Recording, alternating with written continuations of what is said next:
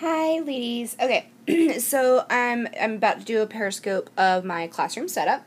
Now, what I'm about to show you used to be my dining room. I live in a townhome, okay, and in my townhome, I had a dining room, and I had a very small dining room table. Oh, thank you for the hearts. And with the small dining room table and everything else, my mom actually got me a new dining room table that was 7 feet long.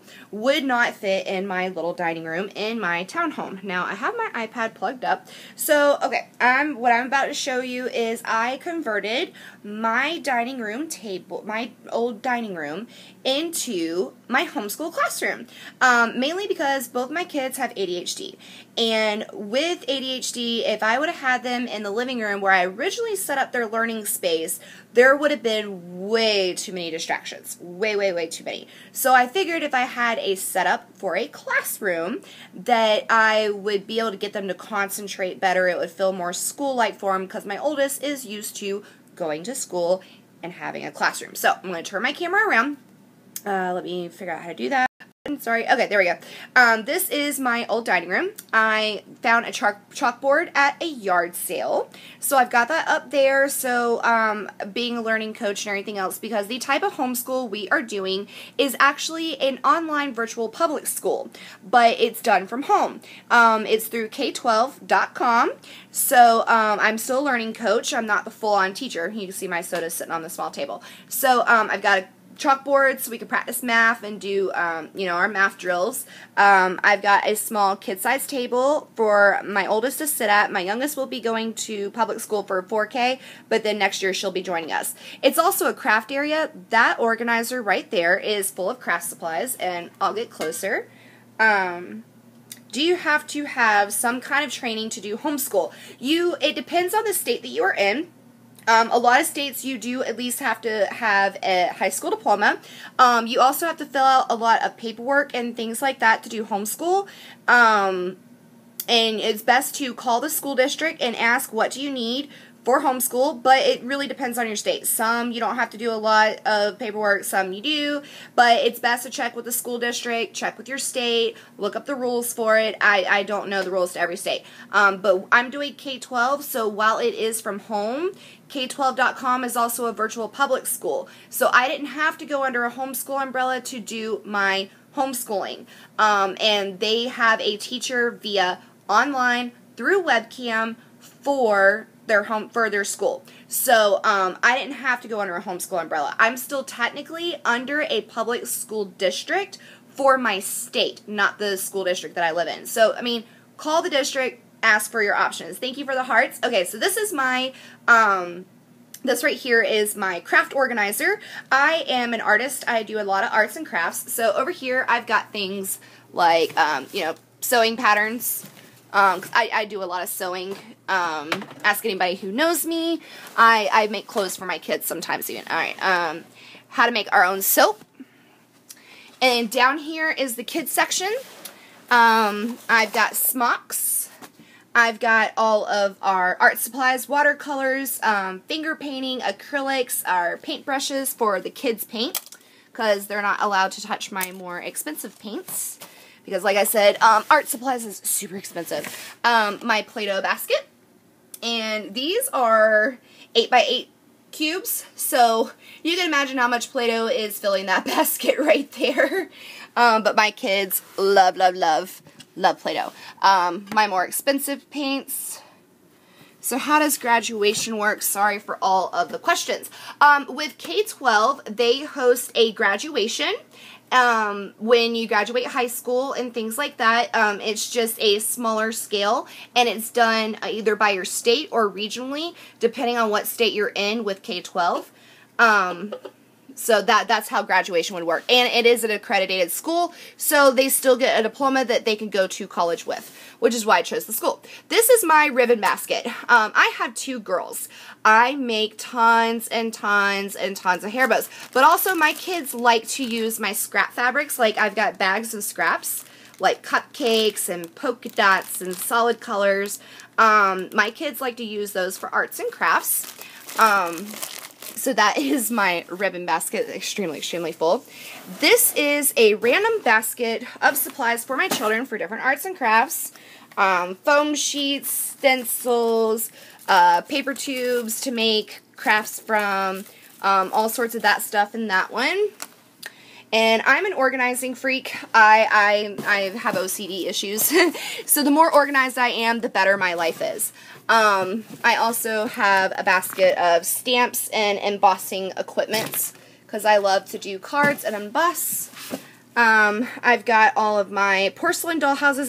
Not dollhouses, Christmas village houses. I am making a Christmas village to one day pass on to my children. It'll sit in our house, and then I'll split it between the two. And then up top is more kid stuff. Sorry for all the movement. All of our glues and glitter glues are in there.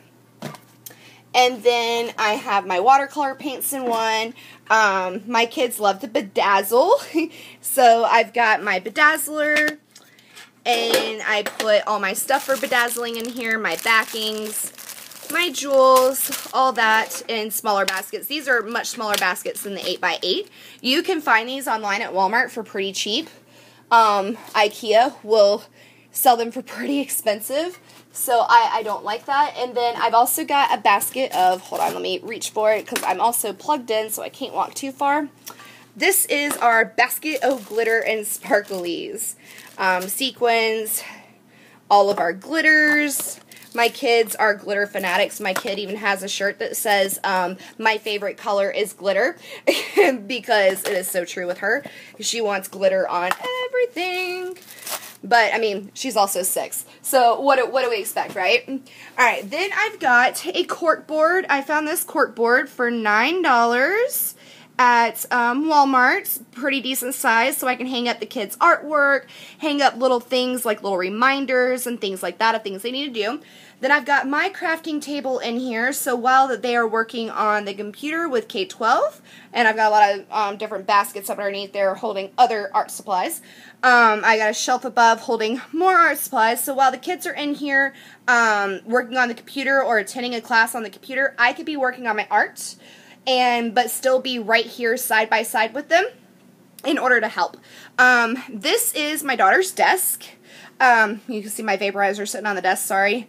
I'm trying to quit smoking, hence the vaporizer. This is my daughter's desk. It came as a part of a bunk bed, but I took apart their bunk beds because my daughter started sleepwalking.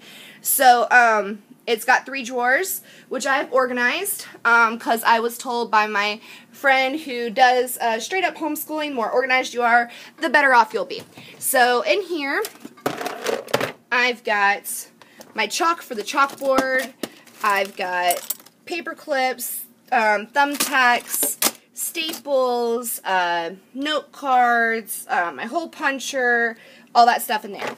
And then down here is spare paper as far as notebook paper goes.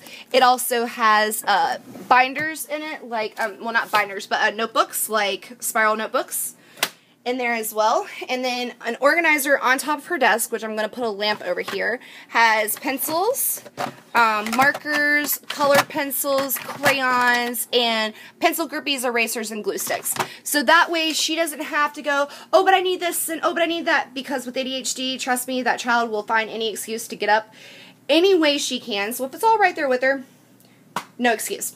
I've got my baskets up top. I've got 3 baskets right here, so I could do the daily basket method to where I prep each thing that she needs for each day in a basket, or I could do it by subject. I got another basket up here with a bunch of clips on it with flowers. Those clips were actually used for the chore charts with the child's name on it, but I've got to change their chore chart. And of course, that bag up there, the frozen bag, it has a craft that we're about to work on. We're making a fairy house, and it's got a lot of sticks and stuff like that that we got out of the wilderness, out of the woods, because they want to make a real-life fairy house. They think they're going to catch Tinkerbell, so I'm playing along.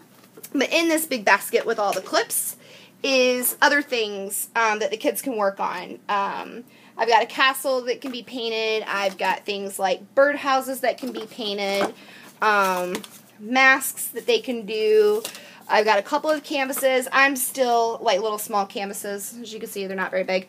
I'm still collecting things to put in the basket for art time, for things that they can work on for their art. Because, you know, kids need art too. And I'm going to set you down for 1 second. You're going to see just wood for a minute. I've got to put this basket back up, and it's kind of heavy. Got that back up. And if you're wondering of a way to keep your children on schedule and on time with things, one thing that I've heard a lot of the moms complain about is, well, my kid wants to stay on one subject at all time. See this lovely thing right here? It is called a time tracker. You can get it on Amazon. And this particular one's about $30-something. They have a mini version that stands about this tall. It is an audio-visual timer. So I'm going to start it. Hold on 1 second. Nope, hold on, menu. Click over to manual timer. Enter. Start. So it'll say begin, and it'll light up on green. And then at the next time, like you get to customize it. So this one's set for an hour because we do learning time for 1 hour during the summer. So it'll stay green until about 30 minutes. Then it'll move to yellow. It won't say anything at yellow, but it'll go to yellow. And then when it's about 5 to 10 minutes before the end of their learning time, it'll turn red, which is your last countdown. And then when the time is up, it'll say time over. And it's pretty cool. You can set it to buzzers, you can set it to time, it's got a volume control right there. So if you're looking for a way, it can also plug into the wall if you buy it. This particular one runs off batteries. I did not get the plug for it. I'm also getting a mini one as well. You could time anything. That timer is completely customizable. I've got a globe back here that when you touch the different countries, different cities, different capitals, depending on what function you have it on, it will play a game with you about the world. And then I've got let me take a step back and not trip. That is the learning time cabinet. When K-12 sends all of their equipment will be going in here, all their books and everything else. I've got baskets and random things in here right now. And then down below, I've been teaching my kids at home for quite some time. So I've got construction paper, binders, and then down below here is workbooks and things that my children already use during the summers and things like that to stay brushed up and keep those minds going. So that's in there as well. But when K-12 sends all of the books and everything, that will go. Also, the person who was asking about K-12, cool thing about it is since it is a public school, but you school from home, they send you all of your books. You don't have to pay for the curriculum, which is actually a really cool function of K-12. I'm going to flip my camera back around. They send you all your books and everything else, which is actually pretty cool. And they send you your whole curriculum, everything you need. The only thing I gotta do is buy basic supplies and get a computer, depending on your income. Depends on if you get a computer sent to you, depending on your state. My child has a laptop, but she'll also be receiving a computer from the school. So it's actually a pretty good program. If you're not liking regular public school, we're gonna give this a shot. And if this doesn't work out, then we will go full bore homeschool, where I buy the curriculum and everything else. Homeschool can be done so many different ways. You could buy a curriculum, you could do the K-12 program, depending on your state, is depending on how it all works out and everything else. So, oh yeah, I forgot to show you guys my other bookcase. I have a bookcase from ICOM. It can lay on its side or it can stand up straight. Let me move the computer chair out of the way. It's got a whole bunch of books on it, tablets, there's a whole little compartment down there for all of my kids' second grade reading level books. But then it's also right here in the hallway by my kitchen where I come in at. So I've also got all of the baskets of kids' shoes to keep things organized and whatnot up there, because if I keep it on the floor, my kids will literally or in my walkway, and so many times I've about broken my neck. So that is my classroom setup for homeschool. I've seen people do it different ways.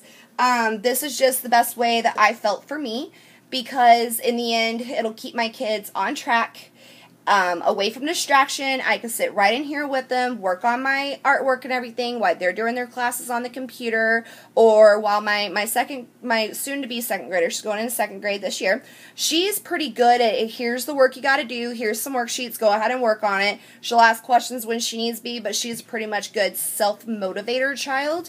So I can sit there and do my arts and crafts until she has a question and stuff like that. So that's my setup, and if you got any questions, let me know. Anybody got any questions?